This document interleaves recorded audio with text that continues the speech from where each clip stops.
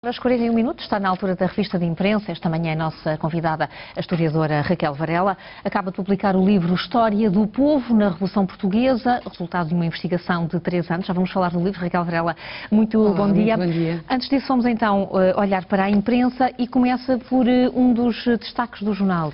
Isso. Antes disso, permita-me 2 segundos para enviar os sentimentos à família de António Medeiros Ferreira, investigador no mesmo instituto onde eu trabalho.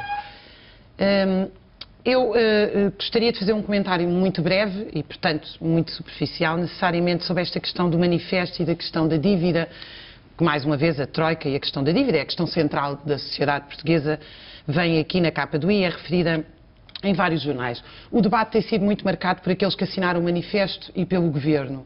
E eu penso que há aqui uma terceira visão que não tem sido contemplada neste debate, que é a visão daqueles que defendem a suspensão do pagamento da dívida pública, nos quais eu me incluo, porque consideram que a dívida pública não é uma dívida pública, é um negócio privado. Como é que é isso? Como é que se traduz a suspensão da dívida pública? A suspensão da dívida pública traduz-se numa medida em que o Estado diz nós, a partir de agora, suspendemos a dívida pública, assumindo todas as consequências daí para a frente. Não Obviamente, pagamos. Não pagamos porque não é uma dívida pública, é um negócio privado, ou seja, é a transformação daquilo que são títulos de propriedade privada objetivamente desvalorizados, com a crise de 2007 em 2008, por troca daquilo que é efetivamente valorizado e rico, que é o património público.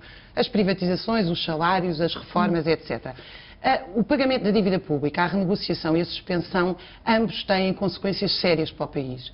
E eu penso que elas devem ser debatidas. Este manifesto coloca a questão, portanto, o manifesto legitima a dívida, não coloca em causa se há dívida legítima ou ilegítima, ou como é que é constituída a dívida e qual o seu papel na economia, mas defende o seguinte: o prazo deve ser alargado porque a dívida não é pagável nestas condições. Bom, isso é uma constatação óbvia.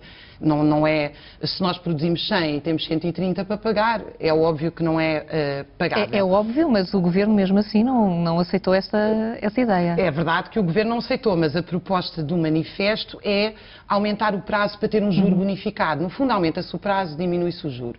Isto significa um juro bonificado.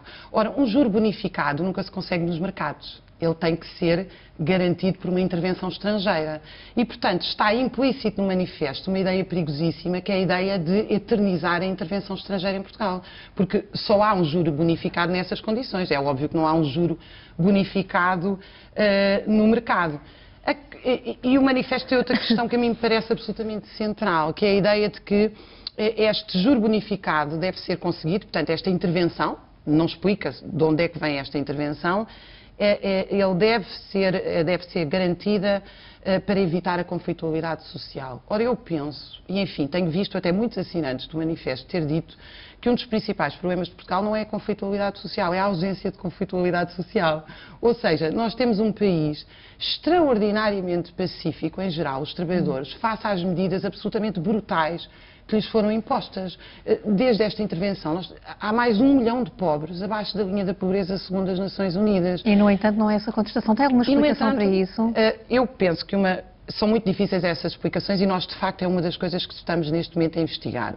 Uma das hipóteses que avançamos, que não é ainda conclusiva, é que se generalizou a assistência social, ou seja, nós neste momento já não temos filas de miseráveis que colapsam por ausência de emprego. Temos uma multiplicação de programas assistencialistas, que não é o mesmo que Estado Social, porque o Estado Social é para toda a gente, o assistencialismo é focalizado, e que se multiplicam nos rendimentos mínimos, nas cantinas sociais, etc., e que, enfim, dão alguma capacidade de manobra maior para estas políticas, nomeadamente para o desemprego. Mas também têm limites. Nós vimos isso aplicado no Brasil durante toda a era de Lula e agora estamos a ver que isso também tem limites, ou seja, parece que mesmo os programas assistencialistas generalizados a grandes setores da população, e nós em Portugal estamos a falar de 3 milhões de pessoas pobres sem transferências sociais, ou seja, 1/3 da população tem algum tipo de assistencialismo, direto ou indireto. Mas vemos que isso também tem os seus limites, mesmo em países como Raquel, o Brasil. temos que avançar, mas Claro. dizia que há esta terceira via, só gostava de entender sobre isto. Não reconhecer a dívida pública, não pagar, que consequências é que isso também teria? pode ter a consequência, pode ter várias. Nós não sabemos e também não sabemos quais são as consequências da renegociação. Temos hipóteses. A suspensão da dívida pública seria acompanhada de duas consequências. A primeira é a suspensão dos investimentos em Portugal, totalmente. Bom, isso tem consequências dramáticas para toda a Europa. Porque, veja, a Alemanha exporta e também exporta para Portugal. Portanto, a ideia de suspender os investimentos em Portugal, Portugal não é necessariamente aqui a parte frágil. A ideia de suspender os investimentos a Portugal tem consequências, inclusive, para os próprios países ricos que exportam. Essa é a primeira hipótese. Que eu ponho muitas dúvidas que acontecesse. Muitas dúvidas porque um país suspender o pagamento da dívida pública, que aliás aconteceu na Irlanda, seria um exemplo para outros países que estão sob os mesmos processos de austeridade, nomeadamente a Espanha e a Grécia. Ou seja, podia-se abrir uma situação de disrupção social.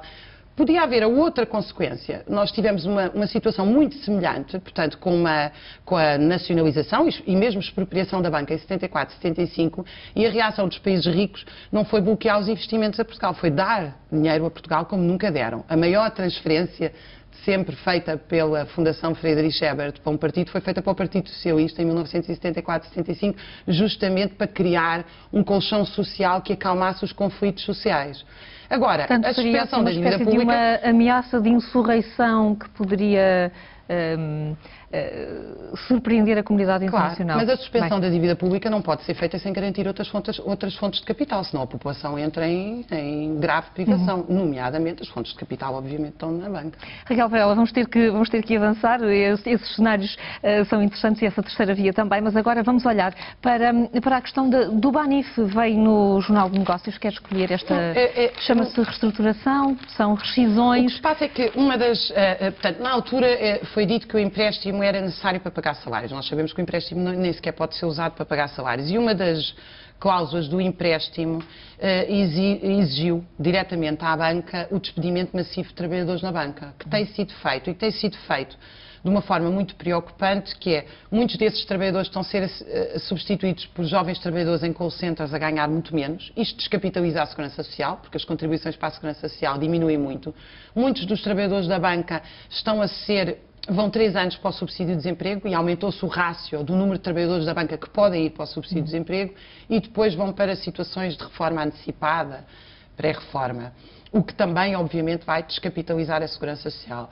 E, portanto, a ideia de haver um empréstimo, que é uma ajuda, mas que implica a destruição da vida das pessoas, quando nós devíamos estar aqui, creio eu, o trabalho é um bem social. Como bem social deve ser dividido por todos. Ou seja, se há trabalhadores da banca a trabalhar 14, 12, 10 horas, o normal é que esse trabalho seja dividido pelos que estão desempregados e toda a gente possa trabalhar, sem reduzir o salário, obviamente, porque salários baixos já nós temos. Mas este modelo tem sido o modelo contrário, é o modelo de levar à exaustão a força de trabalho. E eu gostava de assinalar isto, porque nós já temos dados indicativos nos últimos 2 anos de aumento tendencial dos acidentes de trabalho, duplicação dos esgotamentos. Portanto, as pessoas estão a ser... O nosso corpo é uma máquina e se é uma máquina usada para além do limite, começa a colapsar. E muitos dos trabalhos hoje, as condições de trabalho hoje estão a levar as pessoas a isto. Estão a levar as pessoas a esgotamentos psíquicos e físicos por multiplicação das tarefas, aumento do horário de trabalho. E isso, como dizem, então já há sinais sobre isso.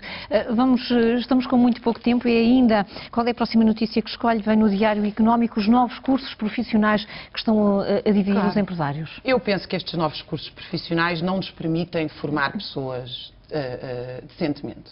Nós não conseguimos, como investigadores, como professores, formar bons profissionais em 2 anos.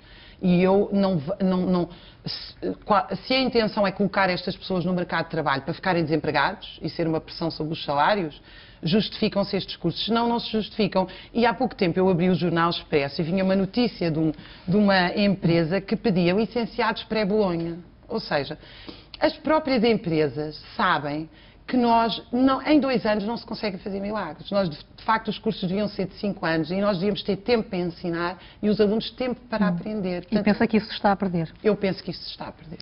Rapidamente, ainda no público, olhamos para a questão do comércio, a taxa sobre as grandes superfícies. É esta velha questão do IVA a 23% no pequeno comércio, nomeadamente na restauração, e isto está a levar à falência imensos restaurantes, imensas pequenas empresas. A ideia de criar grandes superfícies, não há nenhuma relação entre o aumento do emprego e as grandes superfícies, ou seja, geralmente o pequeno comércio emprega mais pessoas do que aquelas que depois são empregadas na grande superfície, com obviamente a destruição paralela do pequeno comércio e, sobretudo, por exemplo, ao nível da restauração, a consequência disto é que nós ficamos a comer muito pior. Portanto, um trabalhador, por pior salário que tivesse, conseguir comer peixe fresco e legumes à hora do almoço e pagar um valor razoável, e agora toda a gente carrega uma marmita ou come sandes. Ou seja, de facto a maioria dos portugueses não ganha com esta política de uma asfixia fiscal sobre o pequeno comércio, eu diria. Raquel Varela, no último minuto, a história do povo na Revolução Portuguesa de 1974-75, o seu último trabalho, o livro vai ser lançado agora esta semana. O que é que quis perceber desses tempos? Vai ser lançado agora no Festival Literário da Madeira, pelo filósofo Miguel Real. Eu fui à procura da história social da Revolução Portuguesa. E, portanto, muitas vezes a história é feita por uma sucessão de decretos governamentais, diplomáticos. A história da Revolução estava muito ligada à história também dos golpes de Estado.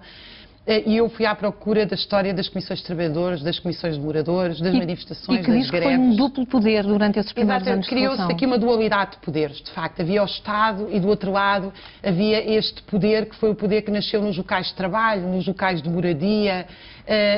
É muito extenso ele não chega só àquilo que é classicamente visto como as fábricas ou as empresas. Nós estamos a falar das escolas, dos teatros, dos serviços públicos, dos hospitais, portanto é uma extensão imensa de uma situação excepcional na história em que a política deixou de ser a atividade de profissionais e partidos políticos só, e as pessoas massivamente envolveram-se na política no dia-a-dia. Afinal, como é que nós gerimos a sociedade, o que é que nós queremos, como é que nos vamos organizar, onde é que ficam as creches, como é que trabalhamos, como é que dividimos o trabalho, que salários devemos ter.